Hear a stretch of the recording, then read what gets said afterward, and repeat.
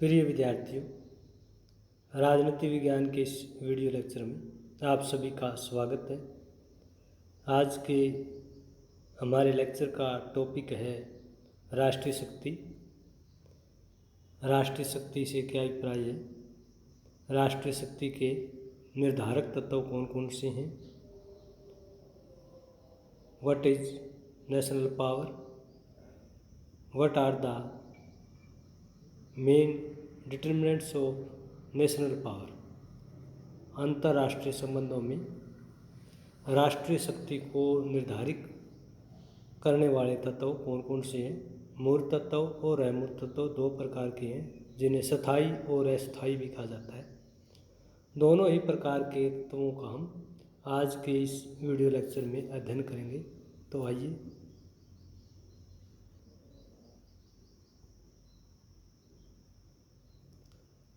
दो प्रकार के तत्व हैं, स्थायी तत्व जिन्हें अमूर्त तत्व कहा जाता है, और अस्थायी तत्व, स्थायी तत्व जिन्हें मूर्त कहा जाता है और अस्थायी तत्व जिन्हें अमूर्त कहा जाता है, टेम्परेरी।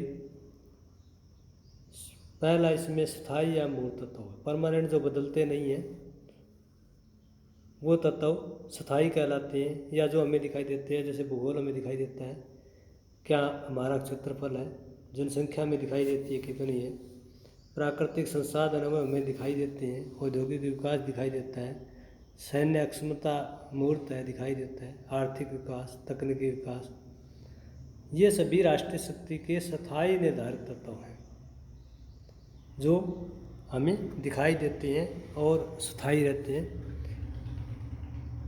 तो आज का इस टॉपिक में हम स्थायी तत्वों का पहले अध्ययन करेंगे, उसके बाद अस्थायी तत्वों का यानी अमूर्त तत्वों का अध्ययन करेंगे।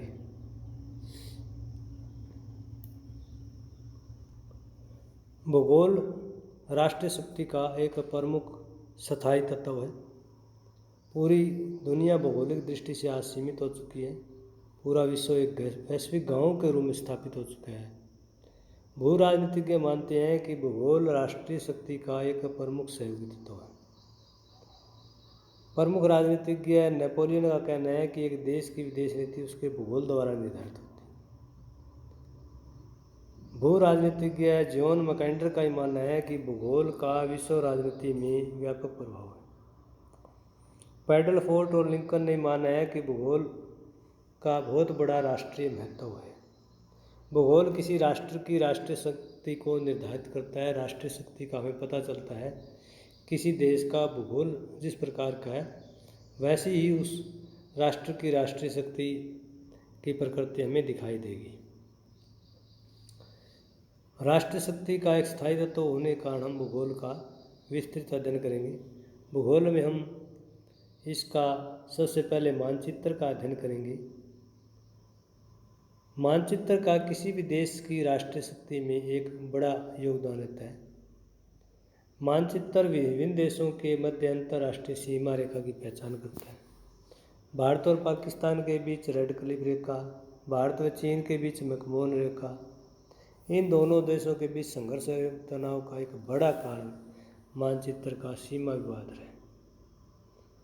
अब राष्ट्रीय शक्ति के तौर पर देखें तो दोनों चीन और पाकिस्तान के साथ जो हमारी सीमाएं लगती है कि हमारा मैप इस प्रकार का है, वो हमारी राष्ट्रीय शक्ति का एक द्योतक है, उसकी पहचान है दोनों देशों के साथ। इसलिए हमारा विवाद है, क्योंकि हमारा मैप जो है, हमारा जो मानचित्र है, इन देशों की सीमाओं के साथ लगता है। इसलिए हमारा चीन और पाकिस्तान के साथ नियंत्रण रेखा या लाइन ऑफ एक्चुअल कंट्रोल पर हमेशा तनाव टकराव बना रहता है। दोनों देशों की सेनाएं टकराती रहती हैं। तो मानचित्र किसी राष्ट्र की राष्ट्रीय शक्ति का एक बड़ा निर्धारक तत्व। अब क्षेत्रफल भी किसी राष्ट्र की राष्ट्रीय शक्ति का एक प्रमुख भौगोलिक तत्व है। राष्ट्र का क्षेत्रफल बड़ा है और छोटा उस राष्ट्र की राष्ट्रीय शक्ति को निर्धारित करता है। विश्व राजनीति में देखें तो रूस, कनाडा, अमेरिका, चीन बड़े क्षेत्रफल के कारण शक्तिशाली बने हैं। हालांकि इसमें अपवाद भी है। इजराइल, इंग्लैंड, जापान, जर्मनी जैसे छोटे क्षेत्रफल वाले देश होते भी ईरान, अफगानिस्तान, पाकिस्तान से ज़्यादा शक्तिशाली है। राष्ट्रीय शक्ति में बड़े क्षेत्रफल का महत्व है, लेकिन उसके साथ अन्य तत्वों का भी योगदान रहता है। इसमें अपवाद स्वरूप कुछ ऐसे राज्यों के उदाहरण दिए जा सकते हैं जिनका क्षेत्रफल काफ़ी छोटा है, लेकिन क्षेत्रफल में बड़े राज्यों से वो अंतर्राष्ट्रीय राजनीति में प्रभावशाली भूमिका निभाते हैं। आकार के विषय में हिटलर का कहना था कि छोटे राज्यों आकार वाले राज्यों पर जल्दी नियंत्रण किया जा सकता है, वहीं बड़े आकार वाले राज्यों पर आसानी से नियंत्रण नहीं किया जा सकता। हालांकि ये जरूरी भी नहीं है कि बड़े क्षेत्रफल वाले राज्य शक्तिशाली होंगे। अगर क्षेत्रफल में रेगिस्तान है, पहाड़ी है, बर्फीला है, अनुपजाऊ है, दलदल है, तो वह राष्ट्रीय शक्ति का परिचायक नहीं बल्कि राष्ट्रीय शक्ति को कमजोर करेगा। जलवायु भी राष्ट्रीय शक्ति का एक महत्वपूर्ण स्थायी भौगोलिक निर्धारक तत्व है। जलवायु किसी राष्ट्र के उत्पादन, स्वास्थ्य और आर्थिक विकास पर गहरा प्रभाव डालती है। बहुत से अंतर्राष्ट्रीय विद्वान मानते हैं कि कोई राष्ट्र शक्तिशाली बनने की केवल उस समय कर सकता है आकांक्षा जबकि उसकी जलवायु समशीतोष्ण हो।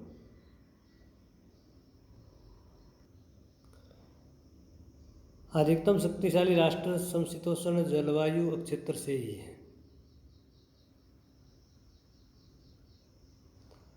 विशेषज्ञ मानते हैं कि ठंडी जलवायु वाले क्षेत्रों के लोग गर्म जलवायु वाले क्षेत्रों के लोगों से अधिक शक्तिशाली हो सकते हैं।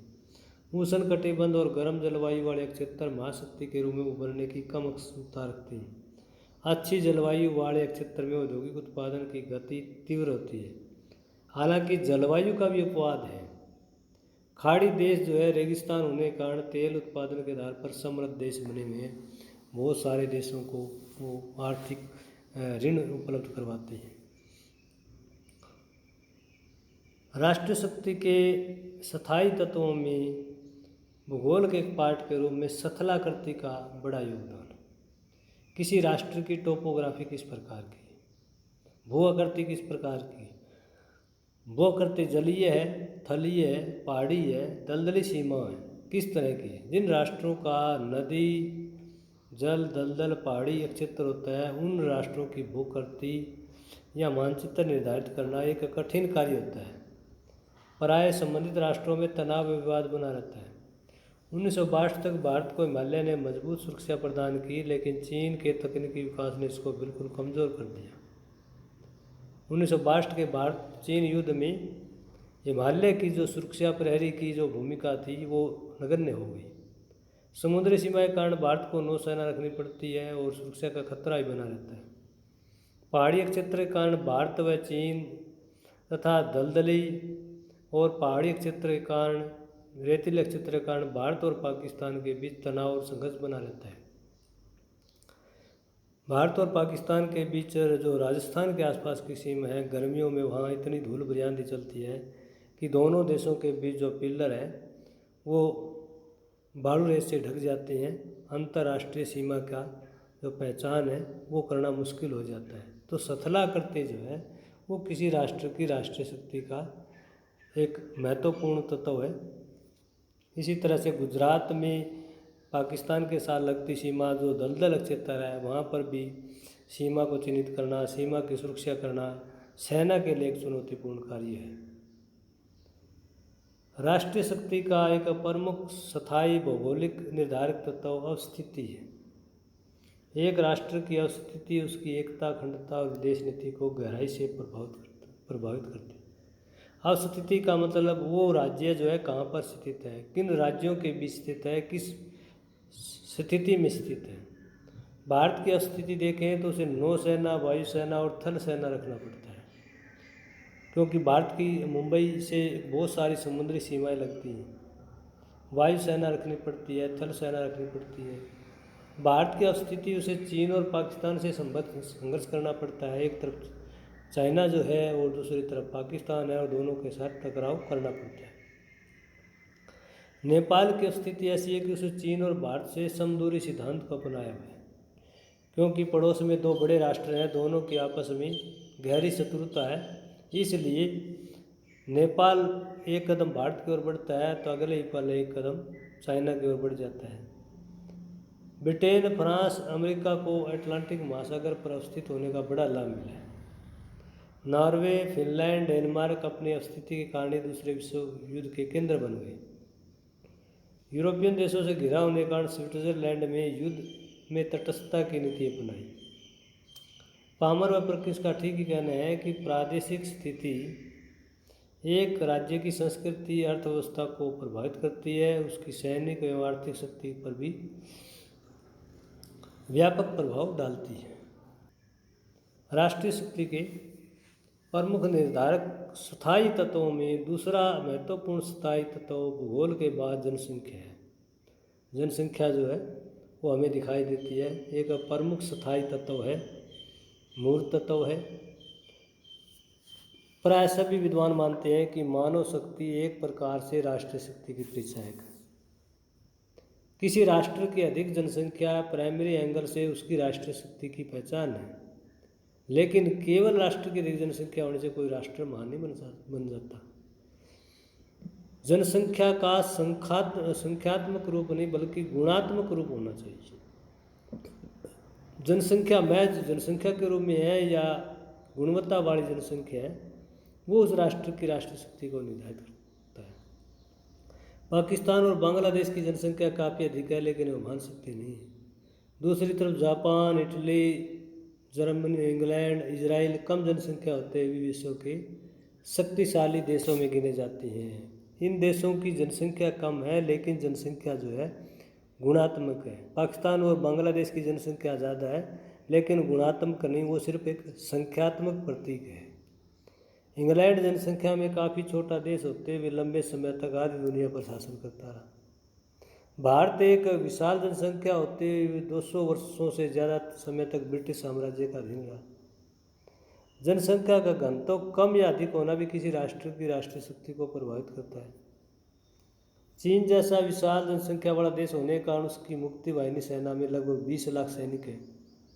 वहीं अफगानिस्तान की जनसंख्या कम होने के कारण उसकी सेना में लगभग 3 लाख के करीब सैनिक हैं। अधिक जनसंख्या औद्योगिक उत्पादन एवं कृषि उत्पादन में वृद्धि करती है, वहीं सीमित मानव शक्ति औद्योगिक एवं कृषि उत्पादन में वृद्धि के लिए चुनौती बन जाता है। अंतर्राष्ट्रीय विद्वान मानते हैं कि जनसंख्या न अधिक होनी चाहिए न कम होनी चाहिए। जैसे चीन में एक बच्चे की नीति अपनाई गई थी, अब धीरे धीरे चीन में बुजुर्गों की संख्या बढ़ रही है, युवाओं की संख्या घट रही है, इसलिए दोबारा चीन ने जनसंख्या वृद्धि में एक बच्चे की नीति को जो है वापस ले लिया। अंतर्राष्ट्रीय विद्वान मानते हैं कि जनसंख्या न अधिक होनी चाहिए न कम। राष्ट्र के क्षेत्रफल, उत्पादन, आर्थिक क्षमता के अनुसार ही जनसंख्या का महत्व बना रहता है। जनसंख्या अगर संख्यात्मक है तो खाद्यान्न संकट होगा, वही जनसंख्या गुणात्मक है तो आर्थिक एवं औद्योगिक विकास होगा। एशिया महाद्वीप में जनसंख्या का संख्यात्मक रूप है, इसलिए पिछड़ापन है। वही यूरोप में जनसंख्या का गुणात्मक रूप है, वहाँ साक्षरता की दर उच्च मिलेगी। साक्षरता के दर साथ साथ जो है वहाँ नागरिकों में जो उद्योग को लेकर के, उद्योग धंधों को लेकर के किसी प्रकार की इतनी जटिल स्थिति नहीं मिलेगी। इंडस्ट्रियल एरिया है, लगभग प्राय सभी लोगों को रोज़गार मिलता है, तो वहाँ की जनसंख्या गुणात्मक है, इसीलिए वो देश ज़्यादा शक्तिशाली है। वहीं एशियन कंट्री में जो जनसंख्या है वो गुणात्मक नहीं संख्यात्मक है। साक्षरता का अभाव है वहाँ पर, प्रोफेशनल एजुकेशन का अभाव है, रोज़गार का अभाव है, गरीबी ज़्यादा है, बेरोजगारी ज़्यादा है, इसलिए इन राष्ट्रों की राष्ट्रीय शक्ति अन्य राष्ट्रों के मुकाबले कम है। जनसंख्या के आधार पर एल्डेक्स एक्सेल ने ठीक कहा है कि जनसंख्या अधिक से असुरक्षा और अशांति फैलती है। अगर जनसंख्या अधिक है, उसका भरण पोषण करना, जनसंख्या को रोजगार देना, जनसंख्या के लिए स्वास्थ्य सुविधाएं, ट्रांसपोर्ट की सुविधाएं, शिक्षा की सुविधाएं, अन्य सुविधाएं उपलब्ध कराना राष्ट्र के लिए एक चुनौतीपूर्ण कार्य बन जाता है। इसलिए जनसंख्या ना कम होनी चाहिए ना ज़्यादा होनी चाहिए। जनसंख्या देश के भौगोलिक क्षेत्र, प्राकृतिक संसाधन और दूसरी जो देश की कैपेसिटी है उसी के अनुसार जो है जनसंख्या होनी चाहिए।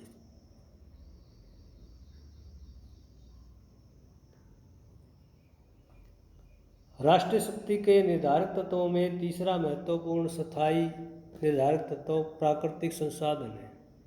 किसी राष्ट्र की राष्ट्रीय शक्ति प्राकृतिक संसाधनों की उपलब्धता एवं उत्पादन पर निर्भर करती है। जिस राष्ट्र के पास जितनी अधिक मात्रा में प्राकृतिक संसाधन है और उनका बेहतर तरीके से प्रयोग करने की विधि जानता है, वो राष्ट्र उतना ही शक्तिशाली होगा। जिन देशों के पास प्राकृतिक संसाधन कम है, वो राष्ट्र कमजोर राष्ट्र के रूप में सिद्ध। प्राकृतिक संसाधनों में कच्चे पदार्थ आते हैं, जिसमें सबसे पहला खाद्यान्न है। खाद्यान्न राष्ट्रीय शक्ति का एक प्रमुख स्थायी तत्व। जिन राष्ट्रों के पास खाद्यान्न की भारी कमी है, वह दूसरे राष्ट्रों से आयात करता है और वह उस राष्ट्र की कमजोरी को छिपा नहीं सकता। जब तक कोई राष्ट्र खाद्यान्न में आत्मनिर्भर नहीं है, वह महान नहीं बन सकता। खाद्यान्न की कमी से कोई राष्ट्र स्वतंत्र रूप से अपनी विदेश नीति का प्रयोग नहीं कर सकता। 1970 के दशक तक भारत खाद्यान्न में आत्मनिर्भर नहीं था। उसे विदेशों से खाद्यान्न आयात करना पड़ता था, जिससे देश की विदेश नीति कमज़ोर होती थी। 70 के दशक के बाद भारत में हरित क्रांति आई और खाद्यान्न जो है प्रचुर मात्रा में हुआ। अब हम दूसरे देशों को जो है निर्यात कर रही है। खाद्यान्न में गेहूँ, चावल, चना, दूध, सूखा अनाज, मांस, तेल इत्यादि शामिल है। द्वितीय विश्व युद्ध के दौरान जर्मनी की हार का एक प्रमुख कारण खाद्यान्न की कमी रही। मित्र राष्ट्रों ने जर्मन बंदरगाहों पर नाकेबंदी करके जर्मनी के लोगों को भीषण कष्ट सहन करने के लिए मजबूर किया। अमेरिका खाद्यान्न में आत्मनिर्भर होने के कारण लंबे समय से विश्व राजनीति का नेतृत्व कर रहा है। इसलिए जिस देश के पास खाद्यान्न भारी मात्रा में नहीं है, वो देश जो है आत्मनिर्भर नहीं हो सकता, और जो देश आत्मनिर्भर नहीं है वो अंतर्राष्ट्रीय राजनीति में अपनी प्रभावशाली भूमिका का रोल अदा नहीं कर सकता। प्राकृतिक संसाधनों में कच्चा माल और खनिज पदार्थ भी शामिल है। कच्चे माल और खनिज पदार्थों की उपलब्धता जो है किसी राष्ट्र की राष्ट्रीय शक्ति में वृद्धि करती है। कच्चे माल में कोयला, लोहा, पेट्रोल शामिल है। खनिज पदार्थों में यूरेनियम, मैग्नीज, जिप्सम इत्यादि है।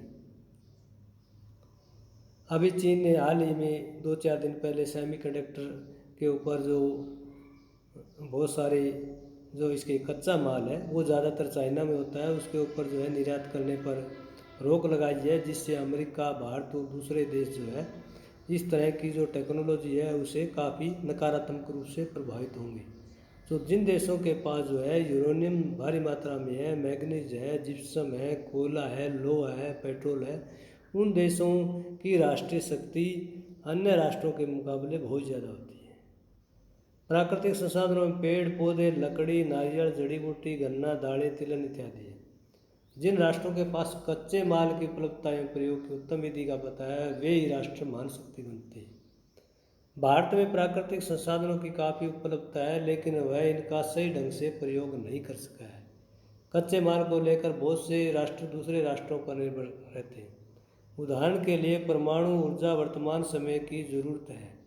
भारत को परमाणु ऊर्जा प्राप्त करने के लिए दूसरे राष्ट्रों पर निर्भर रहना पड़ता है। कच्चे माल के तौर पर लेके तो पेट्रोलियम उत्पादन देशों ने अपना आर्थिक संगठन ओपेक बनाया हुआ है, और ये राष्ट्र तेल के बल पर ही अपनी विदेश नीति का निर्माण करते हैं। प्राकृतिक संसाधनों के महत्व को रेखांकित करते हुए कलिमेंसु का कथन है कि तेल की एक बूंद हमारे सिपाही की रक्त की एक बूंद के बराबर है। यानी तेल का बड़ा महत्व है। तेल के कारण ही जितने गल्फ कंट्री है, सऊदी अरब, ईरान, इराक, ये सारे जो इन देशों की अर्थव्यवस्था बहुत विकसित है। इन देशों का अगर हम प्राकृतिक स्थिति देखें, वहाँ पर ज़मीन देखें तो बिल्कुल भी फर्टाइल नहीं है, रेतीली ज़मीन है, लेकिन तेल के बल पर तेल कूटनीति के माध्यम से ये अंतर्राष्ट्रीय जगत में एक बहुत बड़ा महत्व रखते हैं, एक प्रमुख आर्थिक शक्ति के तौर पर है। और बहुत सारी एशियन कंट्रीज़ को ये राष्ट्र जो है लोन और आर्थिक सहायता उपलब्ध करवाते हैं। राष्ट्रीय शक्ति के प्रमुख निर्धारक तत्वों में चौथा महत्वपूर्ण तत्व तकनीकी विकास है।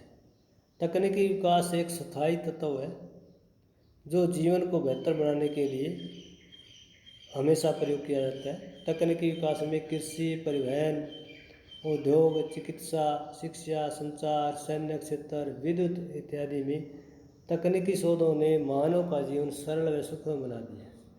जिन राष्ट्रों के पास जितनी ज़्यादा क्षेत्रों में तकनीक उपलब्ध है वह राष्ट्र अन्य राष्ट्रों के मुकाबले उतना ही शक्तिशाली है। तकनीकों के तौर पर देखें तो कई प्रकार की तकनीकें हैं, जिसमें पहला हम औद्योगिक तकनीक के बारे में डिस्कस करेंगे। औद्योगिक तकनीक जितनी उन्नत व अद्यतन होगी वह राष्ट्र उतना ही शक्तिशाली होगा। जापान व जर्मनी क्षेत्र में छोटे होने के बावजूद औद्योगिक तकनीक के बल पर विकसित राष्ट्र बने हैं। भारत एक विशाल जनसंख्या और भौगोलिक क्षेत्र वाला राज्य होने के बावजूद जापान और जर्मनी जितना औद्योगिक विकास नहीं कर सका। औद्योगिक तकनीक से अभिप्राय है उत्पादन में वृद्धि करना, वितरण समस्या का समाधान, औद्योगिक संगठन का विकास, कर्मचारियों व श्रमिकों की आधुनिक तकनीक का प्रशिक्षण देना। अमेरिका पूरे विश्व में एक महान शक्ति के रूप में विख्यात होना उसकी गतिशील औद्योगिक तकनीक है। जिस देश के पास इंडस्ट्रियल टेक्निक जितनी उन्नत किस्म की है वो देश उतना ही ज़्यादा विकसित होगा। जर्मनी, जापान और अमेरिका, इंग्लैंड, इन देशों में औद्योगिक तकनीक, चाइना का उदाहरण लिया जा सकता है कि चाइना जो है बहुत तेज़ गति से एशिया में विकास कर रहा है। तो इंडस्ट्रियल टेक्निक के कारण चाइना जो है आगे बढ़ रहा है। विश्व की अधिकांश जो इंडस्ट्री है वो चाइना के अंदर लगी हुई है, इसलिए चीन आर्थिक विकास कर रहा है। राष्ट्रीय शक्ति उसकी बहुत ज़्यादा जो है हमें दिखाई देती है। दूसरा महत्वपूर्ण इसमें तकनीक का स्वरूप है संचार तकनीक। संचार तकनीक का मतलब ये है कि जिस राष्ट्र के पास अपने विचारों का, अपनी तकनीकों का आदान प्रदान करने की तकनीक जितनी ज़्यादा एडवांस्ड है, जितनी ज़्यादा लेटेस्ट है, वो राष्ट्र उतना ही ज़्यादा शक्तिशाली होगा। पिछले अगर 20 साल से देखें तो भारत ने इन्फॉर्मेशन टेक्नोलॉजी में काफ़ी अभूतपूर्व प्रगति की है और इन्फॉर्मेशन टेक्नोलॉजी के बल पर ही लगातार भारत विश्व के अग्रणी देशों में बना है। अब कोविड-19 का अगर उदाहरण के तौर पर लें तो बंद के कारण बहुत सारी नई टेक्नोलॉजी पैदा हुई। जैसे वर्क फ्रॉम होम का जो कंसेप्ट है वो कोविड-19 के कारण हुआ कि फिजिकली प्रेजेंस है कर्मचारियों की, अधिकारियों की, वो कुछ समय के लिए उस पर रोक लग गई थी और इसलिए प्रशासन में जो कार्य है वो वर्क फ्रॉम होम का कल्चर आया। घर पर बैठ करके ऑनलाइन कार्य किए गए और इससे समय, श्रम और धन की काफ़ी बचत हुई।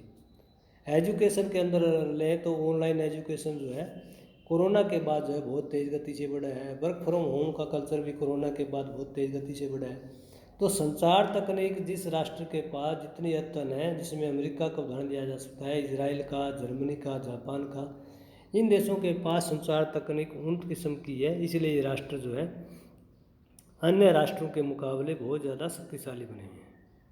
सैन्य तकनीक जिस राष्ट्र के पास जितनी महत्वपूर्ण है, ज़्यादा एडवांस है, लेटेस्ट है, वो राष्ट्र भी अन्य राष्ट्रों के मुकाबले उतना ही शक्तिशाली है। सैन्य प्रशिक्षण है, टैंक, परमाणु हथियार, मिसाइलों की जो आधुनिक अद्यतन तकनीक है वे राष्ट्र अन्य राष्ट्रों के मुकाबले ज़्यादा शक्तिशाली होते हैं। इसमें इजराइल का उदाहरण लिया जा सकता है कि इजराइल एक छोटा सा देश है लेकिन गल्फ कंट्रीज़ को हर बार वो युद्ध में हरा देता है क्योंकि उसकी अपनी एक मिलिट्री की टेक्निक है। छोटा राष्ट्र होते हुए भी वो एडवांस टेक्निक के बल पर उन राष्ट्रों से जो है कभी अपनी एकता, अखंडता को खतरा पैदा हुए नहीं देखता। तकनीक के तौर पर एक महत्वपूर्ण तकनीक जो है परिवहन तकनीकी है।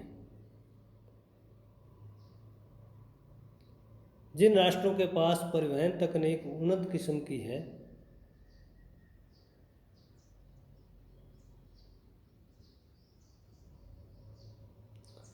वे राष्ट्र भी काफ़ी शक्तिशाली होते हैं।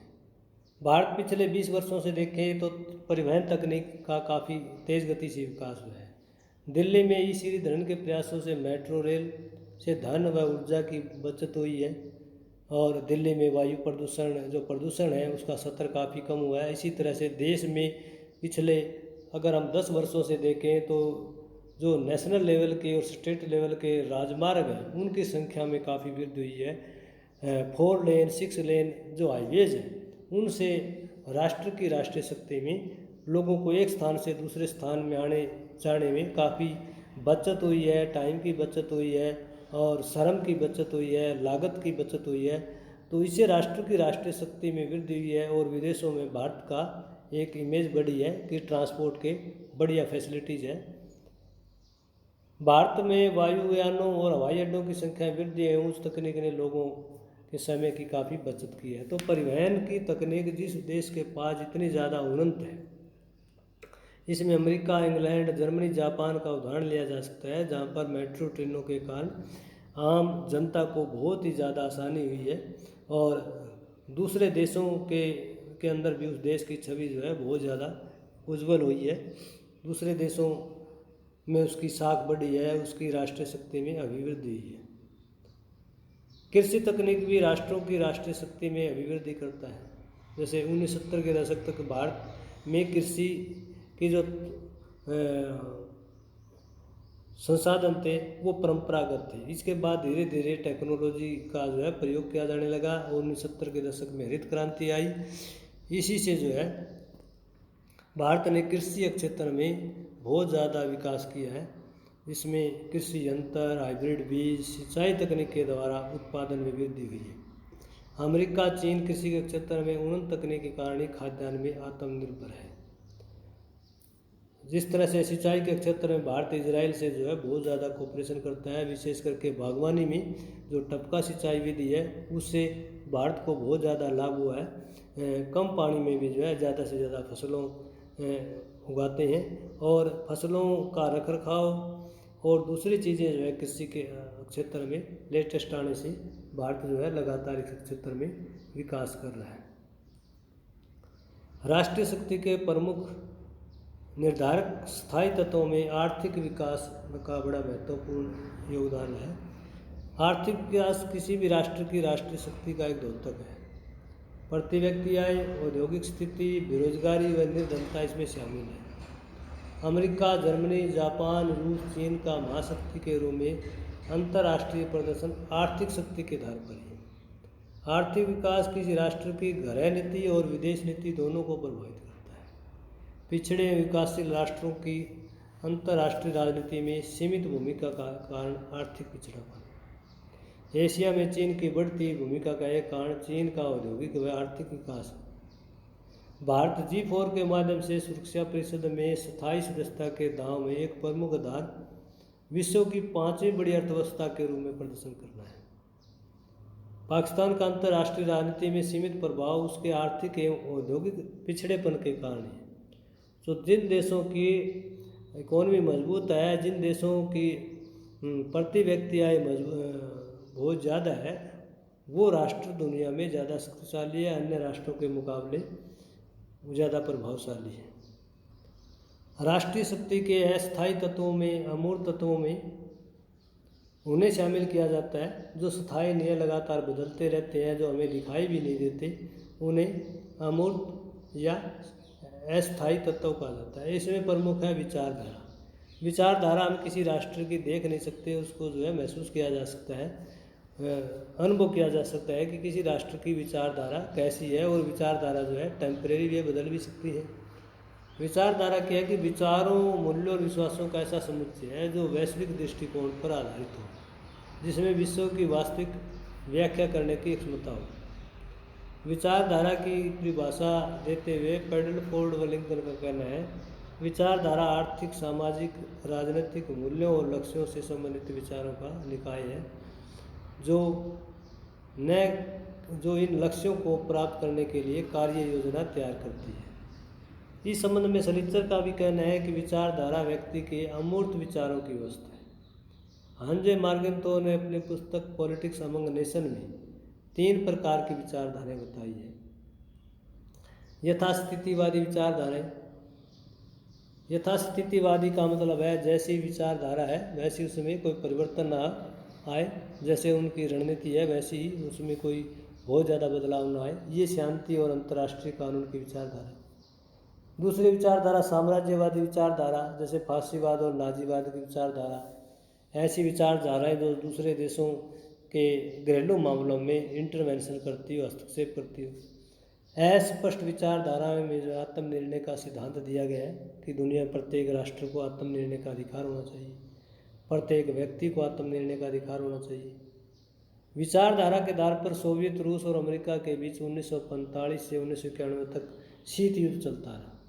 भारत व मित्र देशों ने भी विचारधाराओं के टकराव के कारण 1955 में निर्गुट राष्ट्रों का आंदोलन खड़ा किया, जो आज संयुक्त राष्ट्र संघ के बाद विश्व का तीसरा बड़ा अंतर्राष्ट्रीय राजनीतिक संगठन है। भारत को विचारधारा के आधार पर विश्व का शांति प्रिय देश माना जाता है। लोकतांत्रिक विचारधारा के कारण ही अमेरिका अंतर्राष्ट्रीय राजनीति में अपनी राजनीतिक संरचना का प्रदर्शन करता रहा है। साम्यवादी विचारधारा के कारण चाइना जो है डिक्टेटरशिप के रूप में बना हुआ है और भारत को लगातार इंटरनेशनल जो लाइन है उसके ऊपर संघर्ष करता है। विचारधाराएं जो है किसी राष्ट्र की अंतर्राष्ट्रीय स्तर पर राष्ट्रीय शक्ति की एक द्योतक होती है। विचारधारा के बाद दूसरा जो महत्वपूर्ण अस्थायी तत्व है, अमूर्त तत्व, नेतृत्व है। किसी देश की सरकार का नेतृत्व कौन कर रहा है, सरकार किस प्रकार की है। राष्ट्र का नेतृत्व उस राष्ट्र की दशा व दिशा को निर्धारित करता है। एक कुशल सूझबूझ वाला नेतृत्व राष्ट्र को विकास की ऊंचाइयों पर ले जाता है। न केवल शांति काल के समय बल्कि हर समय जो है राष्ट्र का नेतृत्व राष्ट्र की शक्ति की पहचान करवाता है। राजनीतिक, कूटनीतिक और सैन्य कौशल से एक राष्ट्र का नेतृत्व दूसरे राष्ट्रों पर गहरा प्रभाव डालता है। जर्मनी में हिटलर का नेतृत्व और इटली में मुसोलिनी का नेतृत्व जो अधिनायकवाद की नेतृत्व था, उसी ने सेकंड वर्ल्ड वार को जन्म दिया। जबकि 1919 में वुड्रो विल्सन ने लीग ऑफ नेशन की स्थापना करने में महत्वपूर्ण योगदान दिया। 1971 में भारत पाक युद्ध में श्रीमती इंदिरा गांधी व 2017 में सर्जिकल स्ट्राइक के दौरान श्री नरेंद्र मोदी के नेतृत्व ने देश की राष्ट्रीय शक्ति में वृद्धि की। पुतिन के नेतृत्व में रूस ने राष्ट्रीय राजनीति में अपने प्रभाव को बरकरार रखा। बेंजामिन नेतन्याहू के नेतृत्व में इजराइल ने अंतर्राष्ट्रीय राजनीति पर गहरी छाप छोड़ी और शी जिनपिंग के नेतृत्व में चीन जो है लगातार अपना अंतर्राष्ट्रीय प्रभाव बढ़ा रहा है। तो किसी भी देश की सरकार का नेतृत्व किसके हाथों में है, उसका व्यक्तित्व किस प्रकार का है, वो उस राष्ट्र की राष्ट्रीय शक्ति में की प्रकृति को निर्धारित करता है। राष्ट्रीय शक्ति के अमूर्त तत्वों में तीसरा महत्वपूर्ण तत्व कूटनीति है। कूटनीति भी किसी राष्ट्र का एक महत्वपूर्ण निर्धारक तत्व है जो अमूर्त हमें दिखाई नहीं देता। कूटनीति राष्ट्र की विदेश नीति को दर्शाती है। कूटनीति राष्ट्रीय हितों व राष्ट्रीय सुरक्षा की पूर्ति का एक बड़ा आधार है। मार्गेंथो का कूटनीति के महत्व के बारे में कहना है कि उन तमाम तत्वों में से जो किसी राष्ट्र की राष्ट्रीय शक्ति के निर्माण में योगदान देते हैं, सबसे महत्वपूर्ण तत्व कूटनीति की उत्तमता है। भले ये तत्व कितना ही अस्थायी क्यों न हो, किसी राष्ट्र की शक्ति संभावनाओं का पूर्ण लाभप्रद प्रयोग करके एक योग्य कूटनीति अपने राष्ट्र की शक्ति को उस सीमा से कहीं आगे बढ़ा सकती है जितना कि अन्य तत्वों से नहीं। राष्ट्रसंघ को मृतप्राय करने में हिटलर व मुसोलिनी की कूटनीति थी। अगस्त 2019 में भारत ने जम्मू कश्मीर का पुनर्गठन करके पाकिस्तान की आक्रामक नीति को अपनी कूटनीति द्वारा कमजोर किया। ओपेक देशों की तेल कूटनीति ने गैर तेल उत्पादक देशों की राष्ट्रीय शक्ति को प्रभावित किया।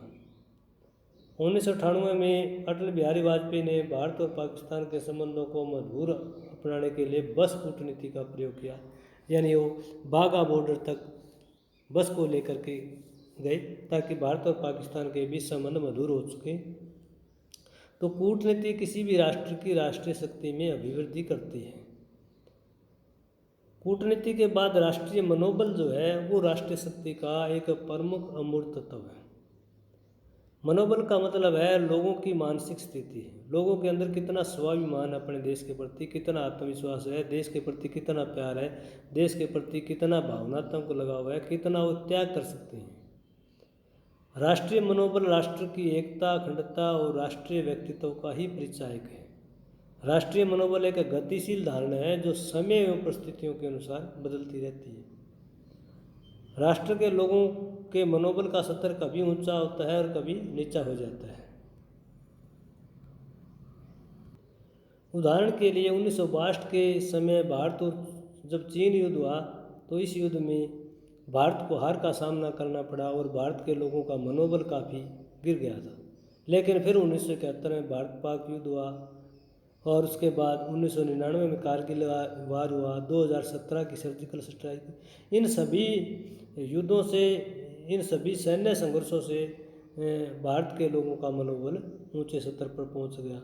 तो मनोबल जो है किसी राष्ट्र की राष्ट्रीय शक्ति का परिचायक है। राष्ट्र के लोगों का अगर मनोबल जितना ऊंचा होगा वो अंतर्राष्ट्रीय जगत पर उस राष्ट्र की छवि को और ज़्यादा उभारेगा, उस राष्ट्र की राष्ट्रीय शक्ति की अभिवृद्धि का प्रदर्शन करेगा।